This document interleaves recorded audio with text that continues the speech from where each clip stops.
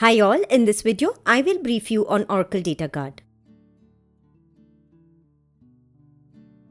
What is Data Guard? Now, this is a feature of the Oracle database included with the Enterprise Edition that helps protect data, ensure high availability, and recover from disasters.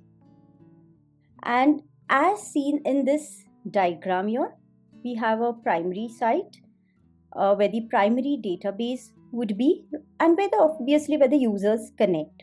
And then we have a secondary site where the database copy is there, which is continuously replicating from the primary database.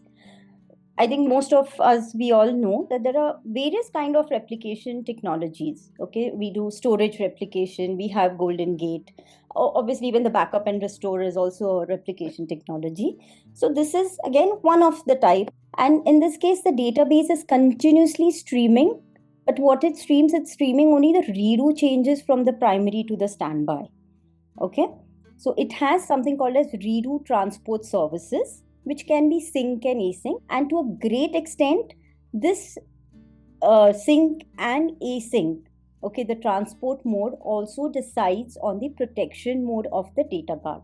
Okay, so you can configure a data guard broker to ease the data guard administration for centralized management, and you have services for role management. Okay, now what this means is at any given time when you have this data guard setup, you can change your primary to standby and standby to primary in case of a planned maintenance, or you can convert your standby as primary in case there is a disaster.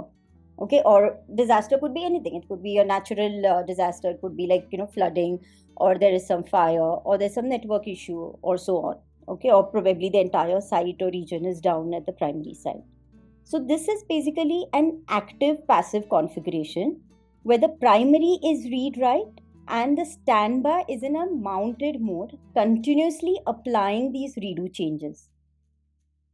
Now, I'm stressing a little bit on this part here because when we say data guard, though we might have some real-time data coming in because it is like from memory to memory transfer that happens, but the database is in a mounted state. The database is not open, okay?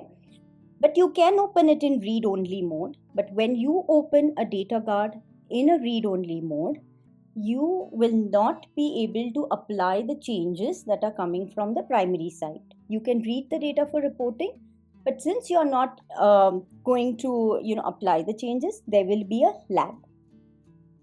And data guard can also be configured to support zero or near zero data loss, and can also be used for migrations and upgrades. I hope this was crisp and clear to you all. Thank you for watching.